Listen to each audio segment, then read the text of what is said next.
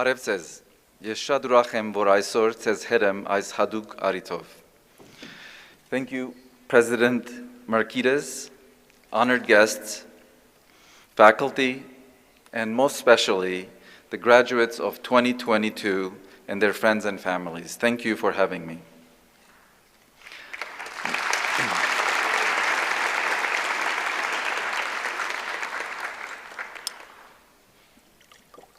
I've never visited AUA before, but reading a little bit about you, I found out that Armenian General Benevolent Union, the University of California, and the US National Academy of Sciences all have played major roles in the history of establishing AUA, and some of these organizations continue to collaborate with you.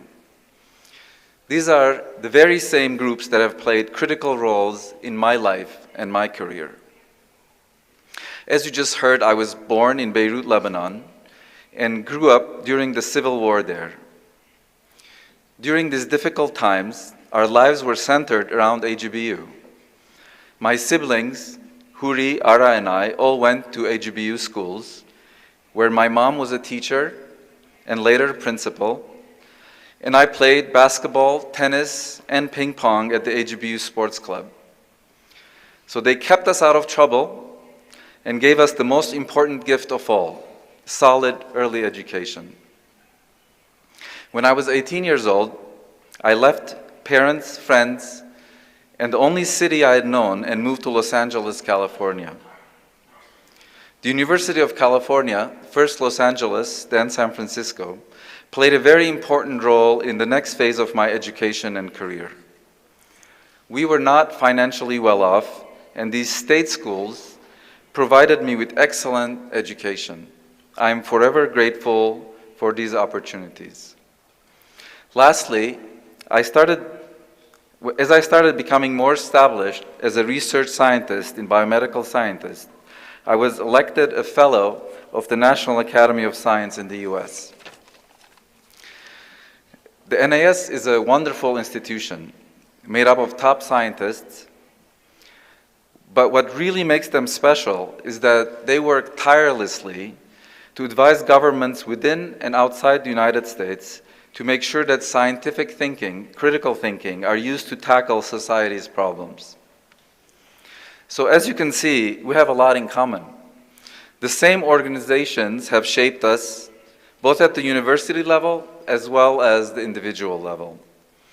I believe that education and the scientific method is very important, and that support for education is local as well as global, just as it should be.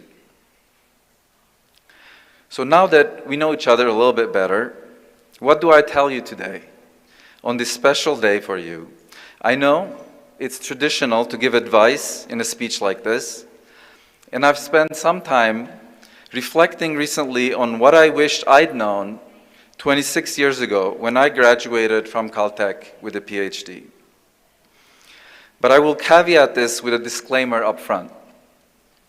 While my advice is more often sought these days than before the Nobel Prize, please realize that the Nobel is awarded for a discovery in a specific area of science. And while you might want to heed my advice on sensory neuroscience, my life advice might be something you approach with some skepticism. So people often equate receiving such prizes as the ultimate measuring stick for success. And they might want me to tell you that if you work hard enough, you will also be very successful. Indeed, if I found success, you can certainly too. However, external validation like awards are only one version of success. And I encourage you to be deliberate in how you internally characterize success, because it will inform you the paths you choose to take or forego. For me, success means loving what you do and trying your very best at it. I often tell my son Luca that he should choose a career that he loves the process of. In other words, one where he loves the day-to-day work. Any recognition or external validation will come naturally if you take this approach. But even if it never came, it wouldn't matter because you're already fulfilled. And when you love what you do, you don't sweat the small stuff. There is no setback large enough to stop you from doing what you really love.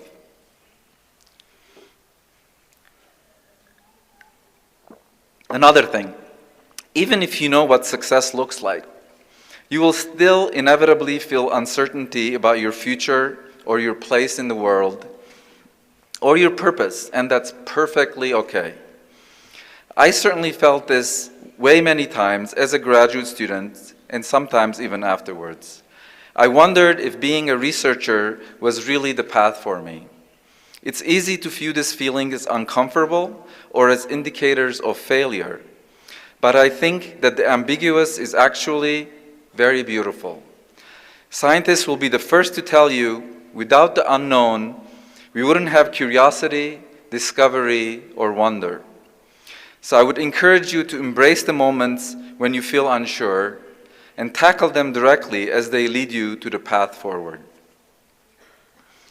So at this point, some of you might also be wondering, outside of seeking your own joy, how can you make the most impact on humanity?